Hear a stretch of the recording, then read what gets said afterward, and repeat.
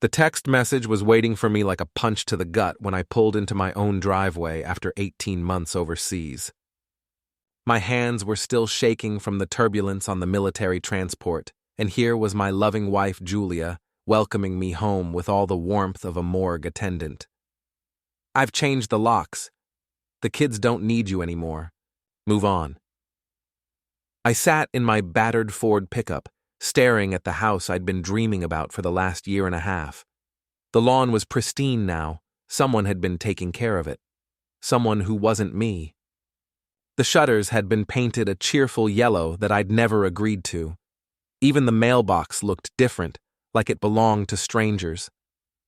My thumbs hovered over the phone screen for exactly 3 seconds before I typed back, "Understood." Then I smiled. For the first time in months, I actually smiled. See, here's the thing about being underestimated your whole life. People forget that quiet doesn't mean stupid, and nice doesn't mean weak. Julia had apparently forgotten that her husband wasn't just some blue-collar grunt who swung hammers for a living. She'd forgotten that I'd spent 2 tours learning very specific skills about intelligence gathering, strategic planning, and psychological warfare. But I hadn't forgotten a damn thing. I pulled out my phone and scrolled through my contacts until I found Lieutenant Banks. He'd been my commanding officer during my first deployment, and now he ran a private security consulting firm back in Boston. We'd kept in touch, and he owed me a few favors from our time in the sandbox. "Danny Morrison," his gravelly voice answered on the second ring. "Heard you were rotating home. How's civilian life treating you?" "About as well as a root canal, Banks. I need some legal consultation, the kind that moves fast and hits hard." "What's the situation?" "Wife changed the locks while I was overseas, left me a Dear John text. I'm betting she's got herself a new boyfriend and thinks I'm going to roll over and play dead." Banks chuckled, and it wasn't a pleasant sound. "You want to fight dirty?" "I want to fight smart. There's a difference. Give me 12 hours. I'll have papers filed and phones ringing. What's your wife do for work?" "Corporate lawyer at Sloan, Mitchell and Associates downtown. Thinks she's hot shit because she traded her small-town roots for power suits and wine bars." "Even better. Lawyers hate surprises, especially legal ones. Sit tight, Danny. This is going to be fun." I hung up and drove to the only place in this god-forsaken mill town that had ever felt like home, Mick's boxing gym. The old brick building squatted between a defunct textile mill and a pawn shop, looking like it had been there since the Eisenhower administration, which it probably had. Mick Donovan was behind the bar when I walked in, polishing glasses with the same methodical precision he'd used to teach me how to throw a left hook 20 years ago. The man was 65, built like a fire hydrant, and had been collecting the town's secrets longer than anyone could remember. "Well, well," he said without looking up, "the prodigal son returns. Heard your wife's been keeping busy while you were gone." That was fast, even for this place. "Danny boy, your lovely bride has been flashing her new boyfriend around town like a championship belt. Travis McKenna, you remember him? Real estate hotshot, drives a BMW, wears more hair product than a Vegas showgirl." I remembered Travis. 2 years behind me in high school, always trying to prove he was tougher than he actually was. The kind of guy who peaked at 17 and spent the rest of his life trying to recapture the glory. "How long?" I asked. "Started about 6 months after you deployed. Maybe longer. Hard to say when it went from emotional affair to the real thing. But they've been pretty public about it for the last 3 months. Your daughter's been posting about it on social media. That hit me harder than the divorce text. Maddie was 17, old enough to understand what her mother was doing, and apparently old enough to broadcast it to the world. My son Ben was only 14. God knows what this was doing to him. Kids taking sides? Maddie's team mom all the way. Ben's a good kid. Reminds me of you at that age. Quiet, loyal, sees more than he lets on. I ordered a beer and sat at the end of the bar, watching the evening news drone on about local politics and weather. My phone buzzed every few minutes. Banks was apparently a man of his word. Emergency motions were being filed, joint accounts were being frozen, and temporary restraining orders were being served. Around 9 o'clock, my phone rang. Julia's name flashed on the screen. "Hello, sweetheart," I answered, keeping my voice cheerful. "How was your day?" "What the hell did you do?" Her voice was shaking with rage and what might have been panic. "I've got lawyers calling me. The bank froze our accounts, and there's some kind of court order saying I can't sell the house or move the kids without your consent. I exercised my legal rights as your husband and the children's father.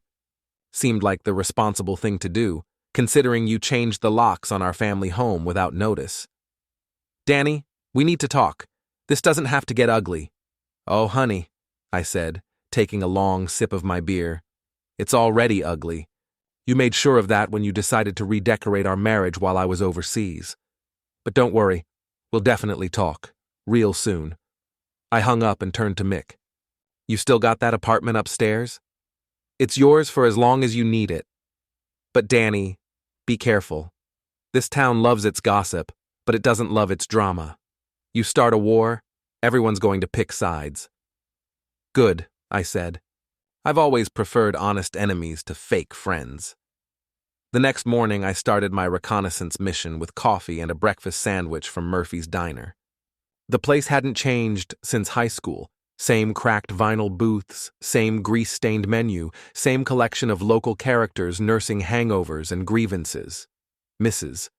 Carmichael was holding court at her usual corner booth, dispensing gossip like a small-town CNN. She'd been the neighborhood busybody for as long as I could remember, and she had a memory like a steel trap when it came to other people's business. "Danny Morrison," she called out when she spotted me. "Heard you were back in town. Also heard you and Julia are having some difficulties." I slid into the booth across from her, putting on my most concerned husband face. "I'm hoping we can work things out, Mrs. C. You know how much I love my family." "Of course you do, dear. It's just... well, people have been talking. Julia's been seen around town with that McKenna boy quite a bit. And your Maddie posted some things on her Instagram that got people wondering." "What kind of things?" Mrs. Carmichael leaned forward conspiratorially. "Pictures of her and Julia and Travis at some fancy restaurant in the city. Called him Mom's special friend and used a bunch of those little heart symbols. Got quite a few comments from her classmates. I filed that information away and spent the next hour listening to Mrs. Carmichael's detailed intelligence report on my wife's activities over the past 6 months. Julia had joined an expensive gym downtown, started shopping at boutiques I couldn't afford, and had been seen coming out of the Riverside Inn, the only decent hotel in town, on multiple occasions with Travis. After breakfast, I drove to the high school. Ben would be in classes, but I wanted to talk to some of the teachers, get a sense of how the kids were handling the situation. Principal Martinez had been there when I was a student, and she remembered me as one of the good kids who stayed out of trouble. "Mr. Morrison," she said when I knocked on her office door. "Welcome home. I was sorry to hear about your marital difficulties. Word travels fast around here. Your son Ben has been having a rough time. His grades are still good, but he's been quieter than usual. Maddie, well, she's been quite vocal about the situation. Some of her social media posts have been disruptive to the school environment." "How so?" "She's been posting about the divorce, making some rather harsh comments about you, and sharing details that frankly aren't appropriate for a teenage girl to be broadcasting. We've had to speak with her about our social media policy." I thanked Principal Martinez and headed to my next stop, the Riverside Inn. The desk clerk was a kid I didn't recognize, probably college-aged, with the kind of bored expression that suggested he'd seen everything and cared about none of it. "I'm looking for information about my wife," I said, sliding a $20 bill across the counter along with a photo of Julia. "She's been staying here occasionally, and I need to know if she's been alone." The kid palmed the 20 and glanced at the photo. "Yeah, I remember her. Real put-together lady, always dressed nice. She's been here maybe a dozen times in the last few months. Never alone, though. Always with the same guy, dark hair, drives a silver BMW, tips well." You wouldn't happen to remember any specific dates, would you? Another 20 crossed the counter, and the kid pulled out a registration book. Hotel policy says I can't show you the records, but I can tell you she was here last Tuesday, the week before that, and pretty regularly going back to March. I thanked him and walked out to the parking lot, where I called Banks. "How's the intelligence gathering going?" he asked. "Better than expected. I've got witnesses, dates, and a paper trail. What's the legal situation?" "Your wife's lawyer filed a counter motion this morning, trying to get the account freeze lifted and claiming you're being vindictive. Judge isn't buying it. Temporary orders are holding, and we've got a hearing scheduled for next week." "What about the kids?" "That's where it gets interesting. Massachusetts law is pretty clear about parental rights, and you've been deployed on military service. Any judge is going to look favorably on a returning serviceman who's been denied access to his children and his home. Your wife's attorney knows this, which is why they're going to try to settle out of court. I'm not interested in settling. I figured as much. But Danny, you need to be careful about how you handle this. Public opinion matters in a small town, and right now you're the sympathetic figure, the loyal soldier betrayed by his unfaithful wife. Don't do anything that changes that narrative. I promised to behave myself and hung up, but I was already planning my next move. Travis McKenna's real estate office was in a converted Victorian house on Main Street, sandwiched between a coffee shop and a used bookstore. I parked across the street and waited.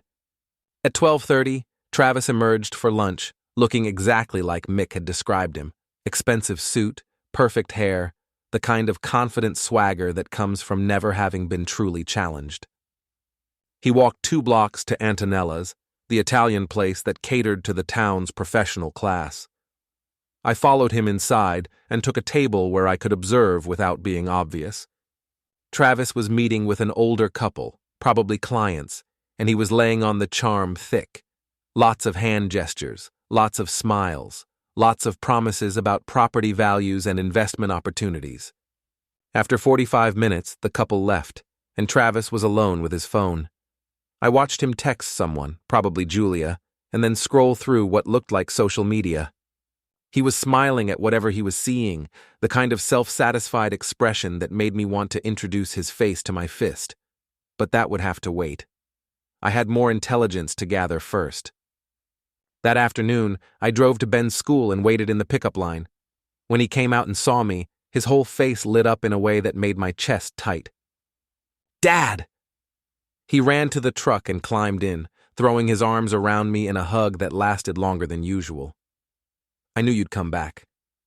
"Of course I came back, buddy. I promised I would." "Mom said you might not. She said you were probably going to stay in the army and that we needed to move on with our lives." I kept my expression neutral, but inside I was cataloging another piece of evidence for the case I was building. "What do you think about that?" "I think Mom's been acting weird since you left. She's different now. She cares more about her appearance and her job and other stuff. She doesn't ask about my homework anymore or come to my baseball games." "What kind of other stuff?" Ben was quiet for a moment, staring out the window. "She's been spending a lot of time with Mr. McKenna. He comes to the house sometimes when Maddie and I are supposed to be asleep, and Maddie thinks it's great because he buys her things and takes her to expensive restaurants." "How do you feel about it?" "I don't like him. He acts like he's trying to be our dad, but he's not, and he doesn't really care about us. He just wants to impress Mom. Last week he tried to give me advice about baseball, but he doesn't know anything about sports. He just wanted to sound important."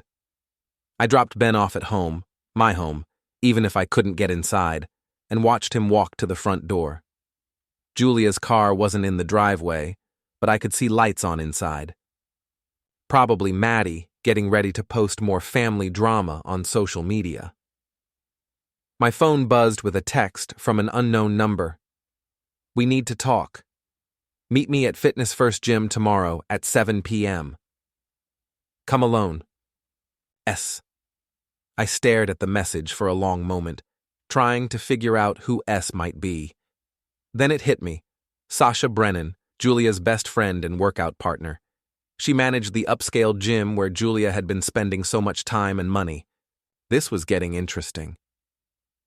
Fitness first was everything I expected from Julia's new lifestyle.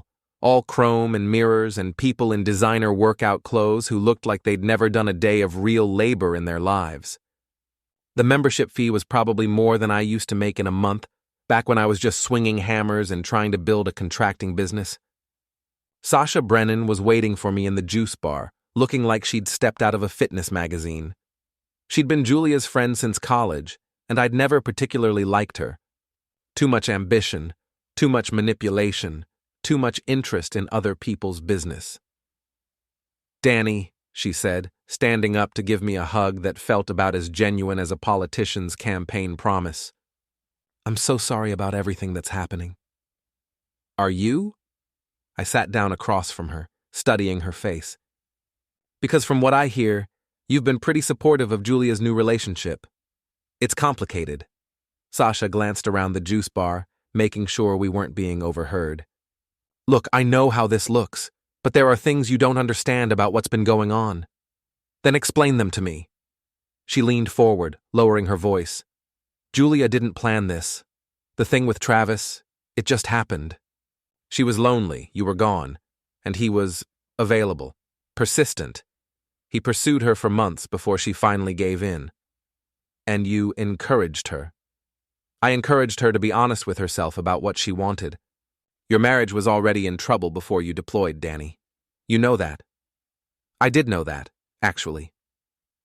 Julia and I had been growing apart for years, turning into roommates who shared bills and parenting duties, but not much else.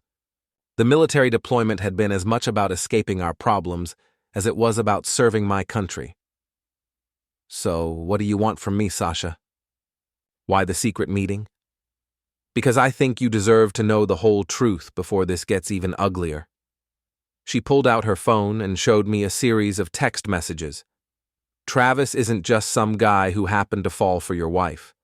He's been planning this for months. He sees Julia as his ticket to respectability, the successful lawyer wife who'll help him climb the social ladder."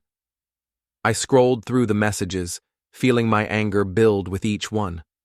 Travis was discussing Julia like she was a business acquisition, talking about her connections, her earning potential, her value to his image. There were also messages about me, how to handle the husband problem, how to turn the kids against me, how to make sure I got as little as possible in the divorce. "Why are you showing me this?" "Because Travis screwed me over too." Sasha's mask of concern slipped, revealing something harder underneath. "He promised me he'd invest in expanding this gym, help me open a second location.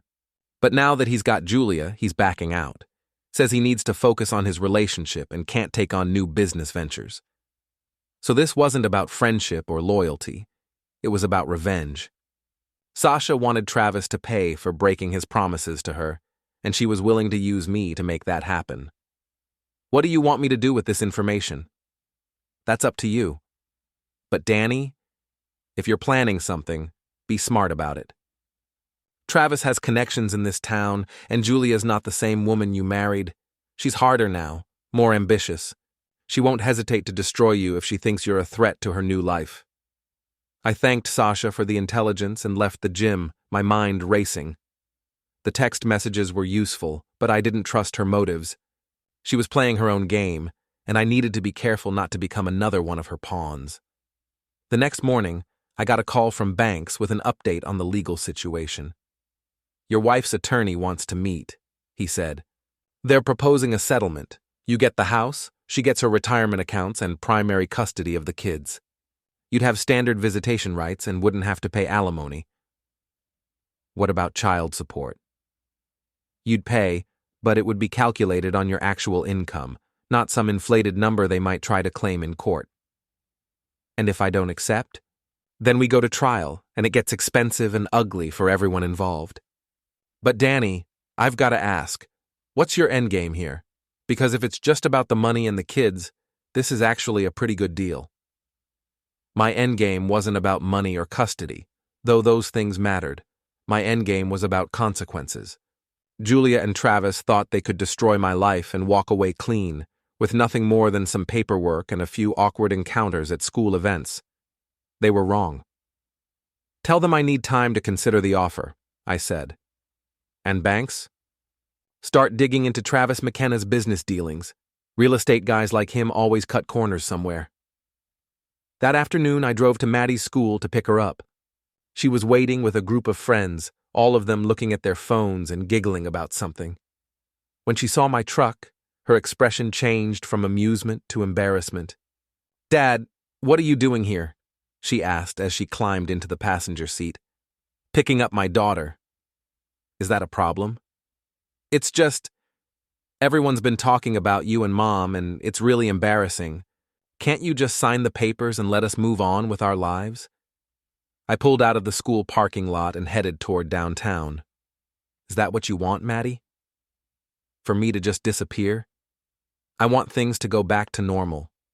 But since that's not happening, I want the drama to stop. Mom's happy now, happier than she's been in years.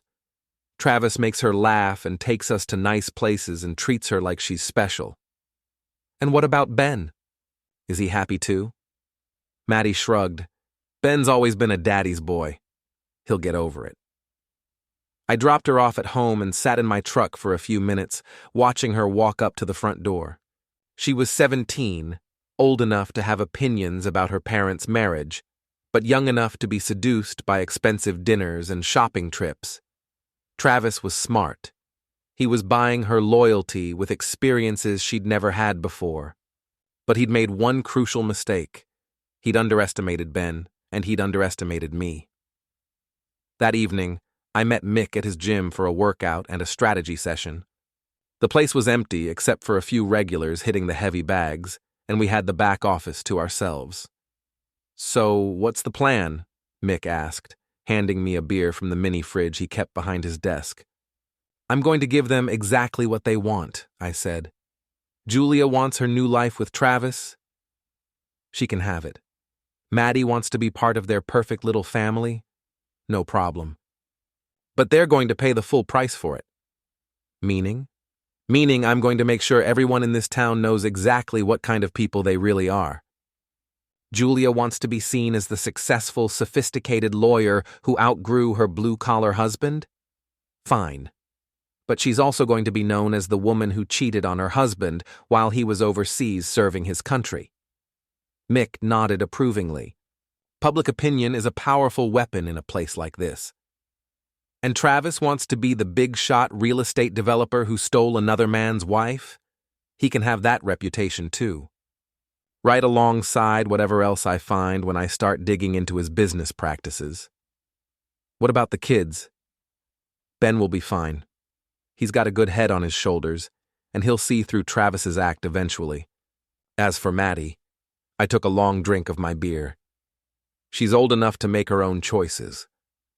If she wants to choose Instagram followers and expensive dinners over her father, that's her decision. But she'll have to live with the consequences." Mick was quiet for a moment, studying my face. "You've changed, Danny. The war did something to you." "The war taught me that nice guys finish last, and that sometimes the only way to win is to be willing to go further than your enemies expect. Julia and Travis think they know me, the quiet, dependable husband who'll roll over and accept whatever scraps they throw him." I stood up and headed for the door. They're about to learn they were wrong. The first shot I fired in my war against Julia and Travis was subtle, surgical, and completely legal. I called Mrs. Carmichael and invited her to coffee at Murphy's Diner, where I proceeded to share some carefully selected information about my wife's activities. "I'm trying to be understanding," I told her, putting on my best wounded husband act. I know 18 months is a long time to be apart, and I know Julia was lonely. "But See, I just found out she's been taking the kids to expensive restaurants and hotels with this McKenna fellow, spending money we don't have while I was overseas earning combat pay." Mrs. Carmichael's eyes lit up with the kind of righteous indignation that made her the town's most effective gossip distributor.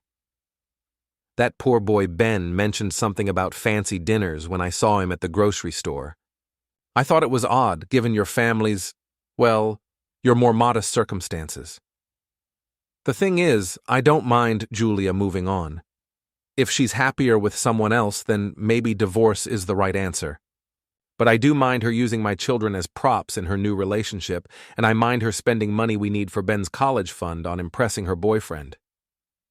By the time I left Murphy's Diner, I knew that Mrs. Carmichael would have the story spread to half the town by dinner time. The narrative was perfect: the loyal soldier betrayed by his spendthrift wife, the innocent children caught in the middle, the hard-working father trying to do right by his family. My second shot was aimed directly at Travis's professional reputation. Banks had come through with some interesting information about McKenna Real Estate's business practices, and I decided to share that information with some of Travis's competitors. I called Jim Hendricks, who ran the other major real estate agency in town. Jim and I had gone to high school together, and he'd always struck me as an honest guy who played by the rules. "Danny Morrison," he said when he answered the phone. "Heard you were back in town.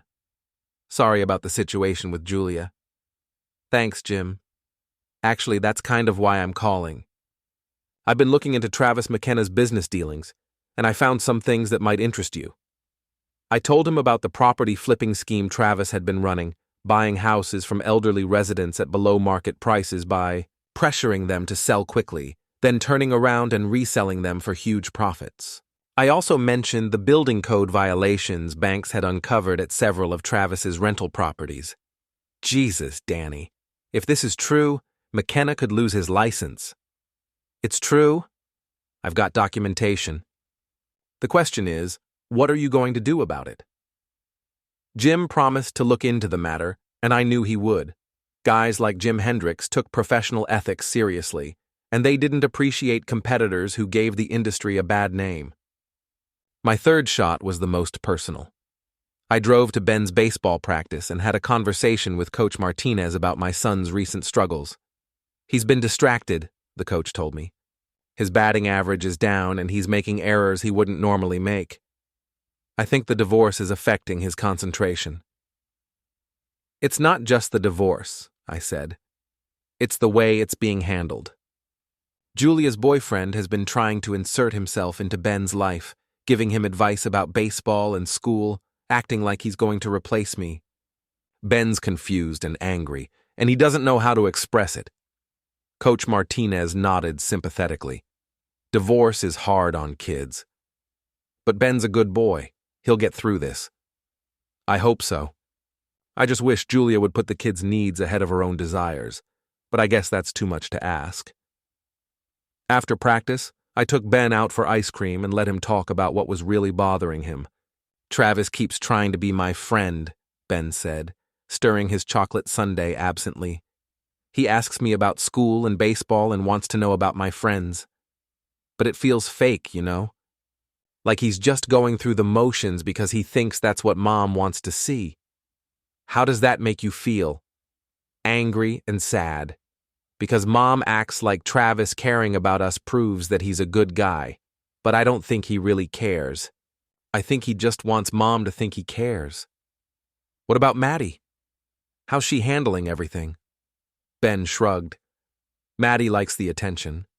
She likes going to fancy restaurants and getting expensive presents.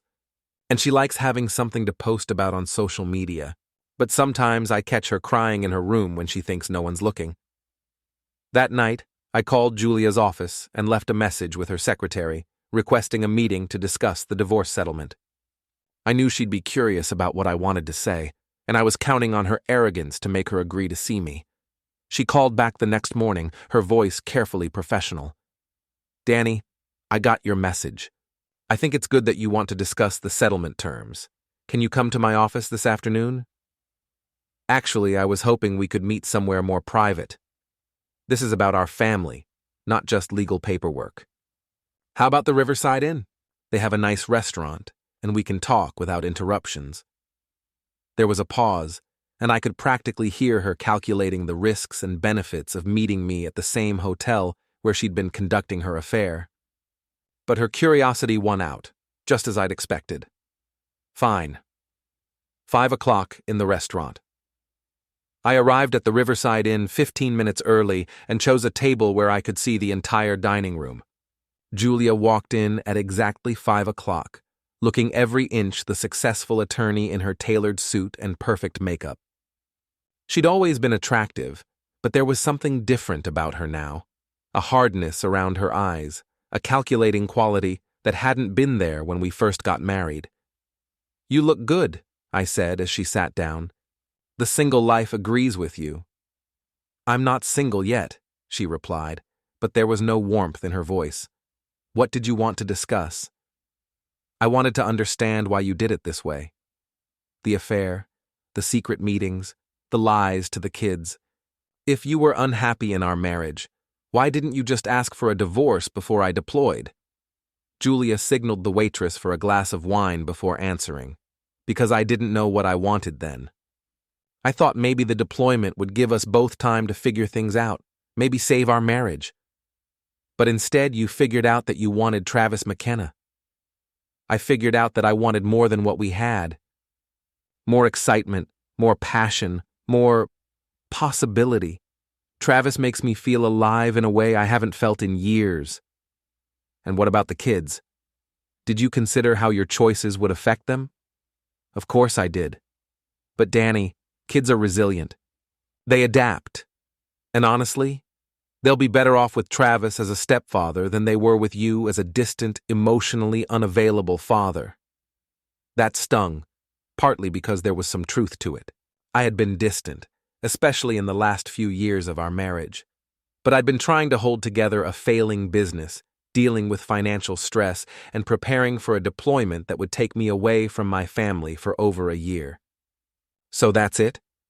You've decided that Travis is better for the kids than their actual father?" "I've decided that I deserve to be happy, and that my happiness matters too. I spent 15 years putting everyone else's needs ahead of my own, and I'm done with that." Julia finished her wine and stood up. "The settlement offer is fair, Danny. Take it, and we can all move on with our lives." After she left, I sat at the table for another hour, thinking about what she'd said. She wasn't wrong about everything. I had been emotionally distant, and our marriage had been dying a slow death for years. But she was wrong about the kids, and she was wrong about Travis. Most importantly, she was wrong about me. The next morning, I called Banks and told him to reject the settlement offer. Then I called Sasha and arranged another meeting. It was time to escalate the conflict, and I was going to need allies, even ones I didn't entirely trust. "I want to show you something," Sasha said when we met at a coffee shop downtown. She handed me a tablet with a video file queued up. Travis recorded this last week. He was bragging to some friends about his conquest. The video showed Travis at what looked like a bachelor party, drunk and boastful, describing his relationship with Julia in crude, graphic terms. He talked about her like she was a trophy he'd won, a prize that proved his superiority over her loser husband. He also made some disturbing comments about Maddie, suggesting that he was looking forward to being her stepfather for reasons that had nothing to do with parental affection. "Jesus Christ," I muttered, feeling my hands clench into fists. "Julia needs to see this." "Does she? Or do you think she already knows what kind of man Travis really is and just doesn't care as long as he makes her feel special?" I stared at the tablet screen, watching Travis laugh with his friends about the woman who thought she was in love with him. Sasha was right. Julia might not care about Travis's true character as long as he continued to provide the excitement and status she craved. But I cared, and I was done playing nice. "What do you want in return for this video?" I asked. "I want Travis McKenna destroyed. His business, his reputation, his relationship with your wife. I want it all gone. And I want him to know that I'm the one who made it happen." I looked at Sasha's face and saw the same cold calculation I'd seen in Julia's eyes at the restaurant. Everyone in this mess was playing their own angle, pursuing their own agenda, using everyone else as tools to get what they wanted. Fine. I could play that game too. "Deal," I said. "But we do this my way, and we do it smart. No half measures, no backing out when things get ugly." Sasha smiled, and for the first time since I'd known her, it looked genuine. "I was hoping you'd say that." The final phase of my campaign against Julia and Travis began with a simple phone call to the local newspaper. The Millfield Gazette wasn't much, a weekly paper that mostly covered high school sports and town council meetings, but it had one thing I needed: a reporter who was hungry for a real story. Sarah Chen had been trying to break into serious journalism for 2 years, stuck covering bake sales and ribbon cuttings while dreaming of investigative pieces that might get her noticed by bigger papers. When I called her with information about corruption in the local real estate market, she practically salivated through the phone.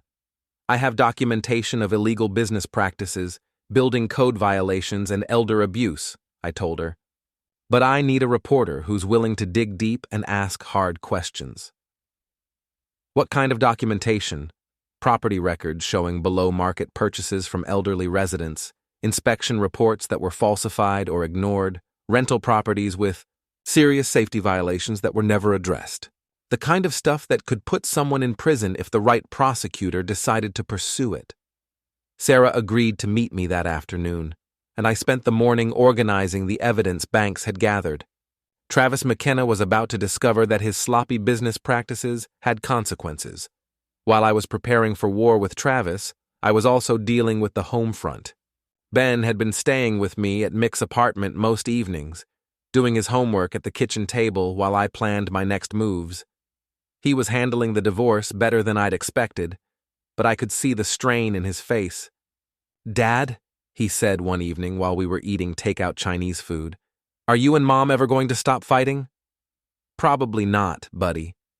Sometimes when people hurt each other badly enough, the fighting becomes permanent." "Is it my fault?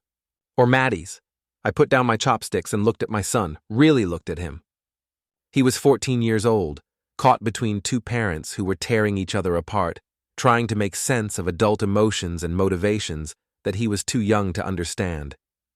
"None of this is your fault, Ben. Not one bit of it. Your mother and I made choices that led us here, but you and Maddie are innocent victims. Don't ever forget that." "Then why does it feel like I have to choose sides?" "Because the adults in your life are asking you to choose sides, and that's not fair. But here's what I want you to remember. No matter what happens between your mother and me, no matter how ugly this gets, I will always be your father, and I will always love you. That will never change." Ben nodded, but I could see he wasn't entirely convinced. The divorce was forcing him to grow up too fast, to see his parents as flawed human beings instead of the heroes he'd believed us to be. The next day, Sarah Chen's article appeared on the front page of the Millfield Gazette under the headline, "Local Real Estate Developer Under Investigation for Elder Abuse and Building Code Violations." The story was thorough, well-researched, and devastating. Sarah had interviewed several elderly residents who described being pressured to sell their homes quickly at below-market prices, and she'd included photographs of Travis's rental properties showing serious safety hazards. By noon, Travis's office phone was ringing off the hook with angry calls from clients, competitors, and regulatory agencies. By evening, the state attorney general's office had announced they were opening an investigation into his business practices. But that was just the opening salvo. The real damage came when Sasha released the video of Travis bragging about his conquest of Julia and making inappropriate comments about Maddie. She didn't post it on social media directly. That would have been too obvious. Instead, she sent it anonymously to several of Julia's colleagues at the law firm, along with copies to the parents of Maddie's classmates. The video spread through the town's social networks like wildfire. Within hours, everyone knew exactly what Travis McKenna thought of the woman he was supposedly in love with, and what kind of stepfather he planned to be. Julia called me that evening, her voice shaking with rage and humiliation. "You bastard," she said without preamble. "You leaked that video." "What video?" I asked innocently. "Don't play dumb with me, Danny." "The video of Travis at that bachelor party. Everyone at my office has seen it. All the parents at Maddie's school are talking about it, and my boss wants to see me first thing Monday morning." "I'm sorry to hear you're having problems at work. Maybe you should ask your boyfriend why he thought it was appropriate to brag about your sex life to his drinking buddies." He was drunk. People say stupid things when they're drunk. Do they? Or do they say what they really think when their inhibitions are lowered? There was a long pause before Julia spoke again, and when she did, her voice was quieter, more vulnerable than I'd heard it in years. What do you want from me, Danny? You've destroyed Travis's business, humiliated me at work, and turned half the town against us. What's it going to take for you to stop? I want you to understand that actions have consequences, I said. You thought you could blow up our family and walk away clean with nothing more than some paperwork and a few awkward conversations. You thought I'd roll over and accept whatever scraps you threw me because that's what the old Danny would have done. And what does the new Danny want? The new Danny wants you to pay the full price for your choices. You wanted excitement and passion and possibility? Congratulations, you got it. You wanted to trade your boring husband for a more exciting model? Mission accomplished. But you don't get to do all of that without consequences. I hung up and immediately called Banks to update him on the situation. The Attorney General's investigation is moving fast, he told me. McKenna is going to be facing criminal charges, not just civil penalties. His real estate license will almost certainly be revoked, and there's a good chance he'll do jail time. What about the custody situation? Julia's lawyer called this morning wanting to renegotiate. The video of McKenna making inappropriate comments about your daughter has completely changed the dynamic. No family court judge is going to award custody to a mother whose boyfriend talks about her teenage daughter the way McKenna did. So we're winning? You're winning. But Danny, I have to ask, what's your exit strategy? Because this can't go on forever. At some point, you're going to have to decide what kind of relationship you want with your ex-wife and kids going forward. That was the question I'd been avoiding, because I wasn't sure I knew the answer. My war against Julia and Travis had been so consuming, so all-encompassing, that I hadn't thought much about what would happen after I won. The answer came to me 2 days later, when I picked Ben up from school and found him sitting alone on the front steps, looking miserable. What's wrong, buddy? Mom and Travis had a huge fight last night. She found out about some other things he said about our family, and she told him she needed time to think. He got really angry and said some things about you and about her that made Maddie cry. Where is Travis now? He moved out this morning. Took all his stuff and said he was done with our family drama. Mom's been crying all day, and Maddie locked herself in her room. I looked at my son's face and realized that my victory was complete. Travis was facing criminal charges and had abandoned Julia when the going got tough. Julia's career was in shambles, her reputation was destroyed, and she was alone with 2 kids who were struggling to understand what had happened to their family. I'd won. I'd gotten my revenge. I'd made them pay for what they'd done to me. So why didn't I feel better about it? That evening, I drove to my old house and knocked on the front door. Julia answered, looking older and more tired than I'd ever seen her. Her perfect makeup was gone, her designer clothes replaced with sweatpants and an old t-shirt. What do you want, Danny? I want to talk to my daughter. Julia stepped aside and let me in. The house looked the same as it had before I deployed, except for the absence of Travis's presence. His expensive cologne no longer lingered in the air, his designer shoes weren't by the front door, and the atmosphere of artificial sophistication he'd brought to our home was gone. I found Maddie in her room, curled up on her bed with her phone. She looked up when I knocked on the door frame, and I could see that she'd been crying. Hi, Dad. Hi, sweetheart. I heard you had a rough couple of days. Maddie nodded and sat up, making room for me on the edge of her bed. Travis left. He said he couldn't deal with all the drama anymore and that maybe it was better if he and Mom took a break. How do you feel about that? Confused. I thought he loved us. I thought he wanted to be part of our family.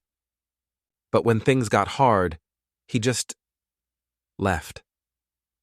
I looked at my 17-year-old daughter and saw a young woman who was learning some hard truths about love and loyalty and the difference between the two.